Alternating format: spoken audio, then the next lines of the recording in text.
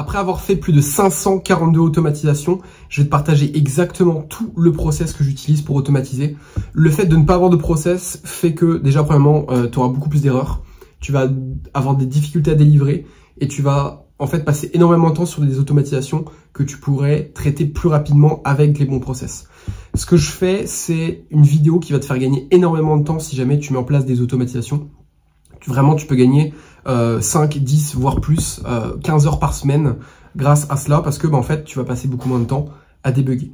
La plupart des gens qui font de l'automatisation n'ont pas de process. Et en fait, c'est pour ça que je fais cette vidéo parce que les gens n'ont pas de process et je vais leur expliquer exactement quel process j'utilise quand je dois automatiser. Voilà. Voilà. N'hésite pas à mettre un like, à t'abonner, commentaire, rejoins mon canal Telegram. Généralement, je mets en place des automatisations personnalisées pour des business en ligne. Aujourd'hui, il n'y a plus de place, mais n'hésite pas à rejoindre le canal Telegram. Tu seras tenu au courant lorsque de nouvelles places seront disponibles. Voilà. Et je t'ai mis aussi également des ressources avec plus de 31 automatisations que tu peux implémenter dans ton business. Je ferai une vidéo prochainement sur comment exploiter cela. Mais en tout cas, tu as des automatisations qui sont prêtes à être implémentées. Voilà, call to action qui est fait. Maintenant, du coup, on va passer à la vidéo. Donc, en gros, comme je l'ai dit, donc la plupart des gens n'ont pas de process. Donc, en gros, ce qu'ils ont, c'est qu'ils ont des workflows qui mettent plus de temps à être construits. Il y a beaucoup plus d'erreurs et en fait, ils passent un temps monstre à débugger. Ça réduit aussi également le niveau d'expertise, enfin la perception de l'expertise que te donne le client. Donc en gros, le client, il pense que tu n'es pas vraiment expert parce que t'as pas de process, donc tu passes plus de temps à débugger, tu mets plus de temps à délivrer et tu as beaucoup plus de mal ensuite après à implémenter d'autres automatisations pour les mêmes clients. Donc la stratégie, c'est de mettre en place ce process que je mets en place, donc qui est plus solide, moins d'erreurs et vraiment tu vas gagner un temps monstre. Voilà. Sache que si j'avais vu cette vidéo il y a de ça un peu plus d'1 an, vraiment je sais pas exactement combien j'aurais gagné grâce à cette vidéo. Mais bref. Donc déjà, premièrement, la structure globale. En fait, il y a une erreur qui est un peu bête, c'est que il y a des gens qui mettent en place des automatisations et on passe par là quand on débute, mais il y a des moments en fait où on met en place des automatisations, on n'est même pas sûr que c'est possible. Donc la première chose à faire lorsqu'on a une automatisation, c'est déjà, est-ce que c'est faisable? Parce que il y a des choses qui sont pas forcément faisables ou ce n'est pas faisable dans le sens où le client ne sera pas assez satisfait du résultat. Même si c'est faisable, est-ce que c'est exploitable pour le client? Question qui se pose. Donc la question c'est, est-ce que c'est possible de le faire? Parce que en fait, aussi bien tu peux faire une automatisation et te rendre compte que en fait, non, c'est pas possible. Et au final, tu as perdu quoi? Tu as perdu 2, 5, 10 heures facilement. 10 heures qui auraient pu être possible justement pour toi de mettre en place une automatisation facturée à 750 € ou 1000 € sur 10 heures, c'est largement faisable. Voilà. Donc voilà, si c'est pas possible, on s'arrête là. Voilà, on dit que c'est pas possible. Si c'est possible, on continue. Et ensuite, il y a quelques questions à se poser. En fait, le début du process, c'est se poser des questions. C'est est-ce que c'est faisable? Par quoi on commence? Quel est le résultat final qu'on veut? Quelles sont les étapes? Quels sont les outils? Et en fait, il y a un bon nombre de questions à se poser sur le travail de recherche. Pourquoi? Parce qu'en fait, on va constituer déjà le brouillon de l'automatisation. Une fois qu'on a un brouillon clair, on va se rendre compte qu'en fait, certes, on aura passé beaucoup de temps à en fait faire des recherches, etc. Mais on se rendra compte qu'en fait, ce travail-là était vachement intéressant parce qu'on arrive très facilement ensuite à mettre en place l'automatisation parce que on a un processus qui est clair. On se pose plus la question de ok, tel nœud il fait quoi, etc. Donc du coup, question primordiale à se poser quand on a une automatisation à faire. J'avais un peu pré-shot le deuxième point, mais du coup oui, c'est la recherche d'outils. Il y a 100 000 outils différents aujourd'hui. Vraiment, il y a plein d'outils différents qui sont tous aussi performants que les uns que les autres. Bon, il y en a qui sont moins bien, mais la question à se poser, c'est quel est le meilleur outil dans le cas d'utilisation de ces automatisations. Voilà. Parce qu'il y a plein d'outils, il y en a qui sont gratuits, d'autres qui sont payants, d'autres qui sont plus faciles à utiliser, d'autres plus complexes. Et en fait, on se retrouve avec plein d'outils. Et l'objectif, c'est de pouvoir faire le tri, de savoir ok quel outil on utilise. Voilà. Je mettrai le lien de cette newsletter Substack disponible. Pourquoi? Parce que en fait, moi j'ai un prompt pour ça. Donc, comme ça, tu pourras le copier, tu pourras l'utiliser pour faire de la recherche. Mais en gros, c'est un outil qui va te permettre de faire des benchmarks des différents outils. Voilà. Après, par expérience, souvent quand on fait pas mal d'automatisation, on a notre propre avis, nous en tant qu'utilisateurs, après avoir en fait implémenté, je sais pas, par exemple Airtable. Airtable qui est un outil qui est quand même très connu, mais au début peut-être qu'on connaît pas. Par expérience, on sait exactement ce qui est pertinent dans Airtable, ce qui l'est un peu moins. Mais voilà, si jamais pas trop d'avis sur les outils, bah il y a un prompt que j'ai fait que tu peux en fait utiliser. Sache que j'ai passé quand même du temps à faire ce prompt. Bref, après ça en fait, il y a du coup la mise en place. Donc là en gros, une fois qu'on sait si c'est possible ou pas, si on sait que c'est possible, let's go. Si on sait par quoi on commence, par quoi on finit, quels sont les process, les étapes, les outils, qu'on a une idée, en fait, une structure claire de l'automatisation, où là, par exemple, je sais pas, j'ai une automatisation en tête, je suis capable de t'expliquer exactement quel module on va mettre, quelle étape peut être la plus embarrassante, la plus pénible, dans le sens où il peut y avoir des erreurs, quels sont les endroits où, du coup, il y a le plus de possibilités d'erreurs. Bref, en fait, t'as déjà dans ta tête un plan extrêmement précis de ce que tu vas faire. Et en fait, t'auras pas de questionnement sur comment faire l'automatisation. Tu vas pas avoir le syndrome de la page blanche. Pourquoi? Parce que ton brouillon, il est impeccable.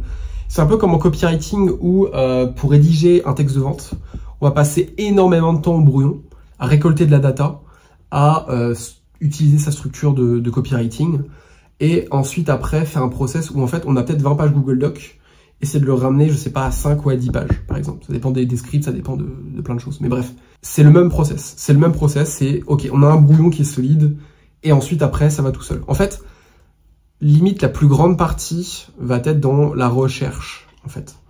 La recherche des outils. En fait, la plupart du temps va se passer dans le brouillon. Après, ça dépend des automatisations. Généralement, quand on est sur des bonnes automatisations, le vrai travail, en fait, se fait surtout dans l'optimisation. Voilà, l'optimisation. Mais la mise en place, pas forcément. Par expérience, c'est pas vraiment la partie la plus embêtante. Pourquoi? Parce que, en fait, quand tu as ta structure qui est claire, ça va très rapidement. Voilà. Donc, du coup,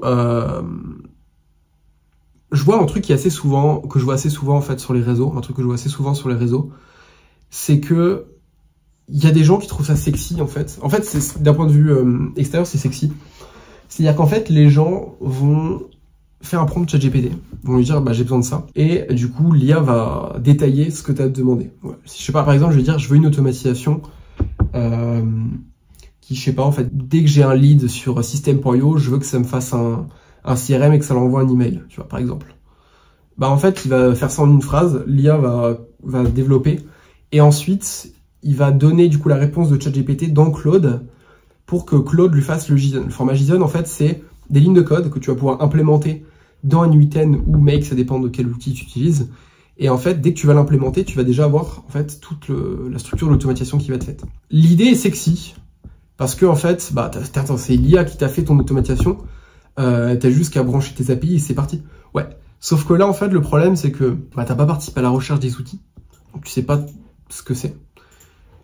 Tu connais pas la structure, tu sais même pas déjà si l'automatisation fonctionne déjà, tu sais pas ce que c'est, tu sais même pas si ça va marcher, tu sais même pas comment ça va se passer au niveau du débugage.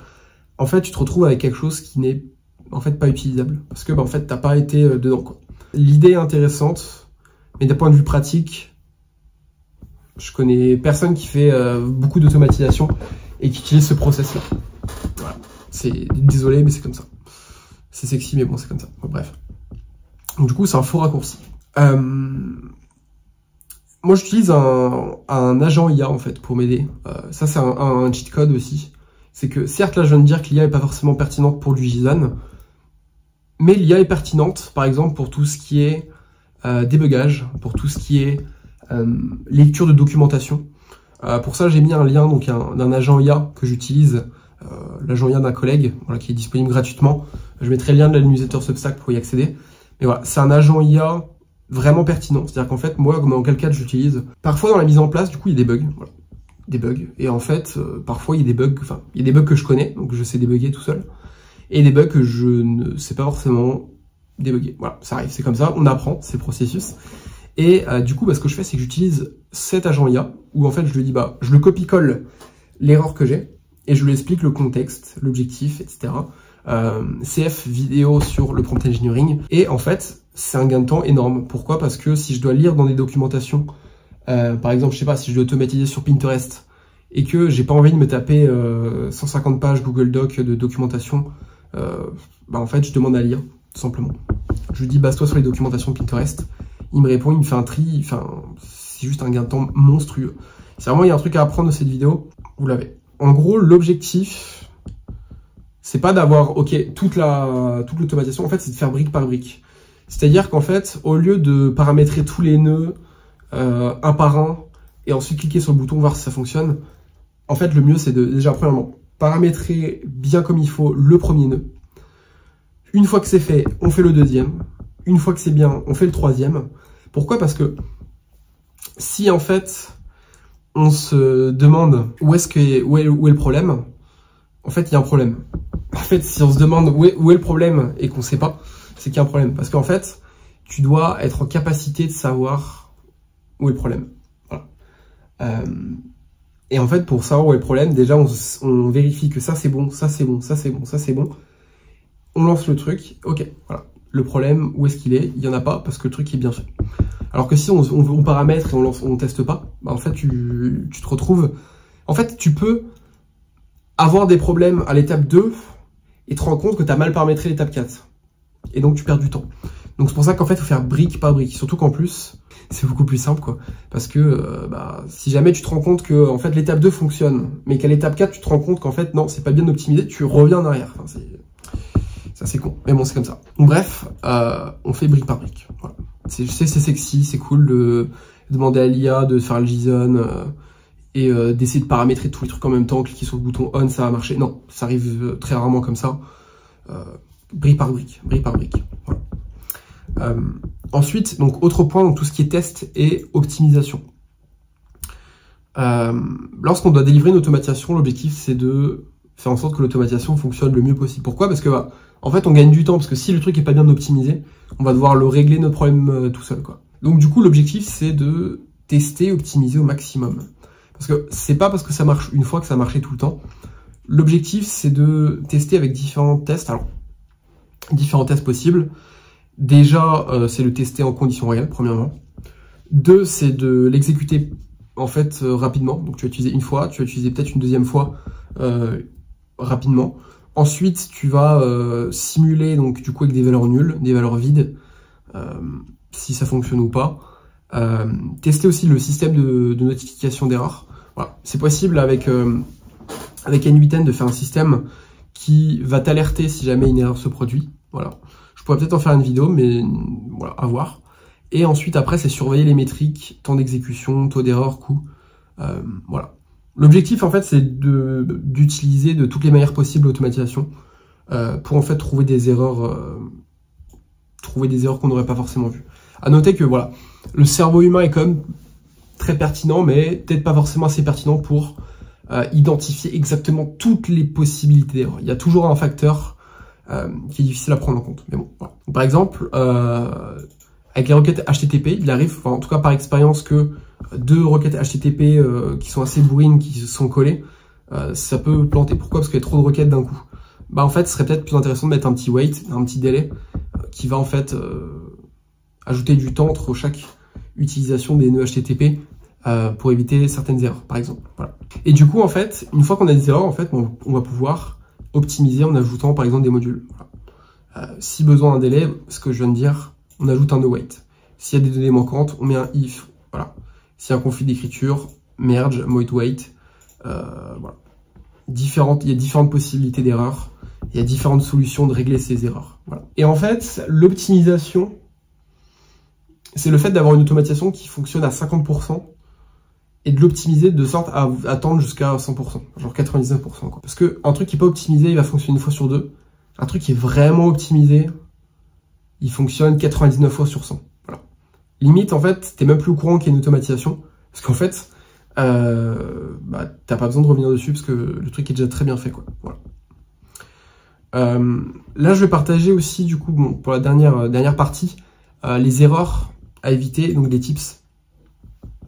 Alors, il y a déjà des choses que j'ai déjà expliquées auparavant, mais les erreurs à éviter, donc du coup, c'est de connecter tous les modules sans avoir identifié s'il y avait des erreurs dans le module précédent. Voilà. Faire une par une, donc brique par brique, c'est ce que j'ai expliqué. Deuxièmement, truc très important, c'est renommer ces modules. on peut modifier donc le nom de ces modules. Et en fait, quand on fait une automatisation, qu'on revient dessus plusieurs mois plus tard, on peut oublier et ne pas forcément comprendre instinctivement quelle étape fait quoi. Et l'objectif, en fait, c'est de pouvoir soit mettre un note, au-dessus tu peux mettre des zones de texte, soit tu remodifies le nom du module pour pouvoir comprendre exactement ce que cela fait. Parce qu'en fait, si jamais tu reviens dessus des mois après, tu vas te dire, mais qu'est-ce que c'est que cette automatisation? Tu vas en fait passer beaucoup de temps, ça dépend aussi de la longueur de l'automatisation, mais tu vas passer du temps à te reposer la question, ok, qu'est-ce que ça fait? Pourquoi c'est pertinent? Pourquoi il y a ça? Je sais plus, en fait, tu vas te perdre.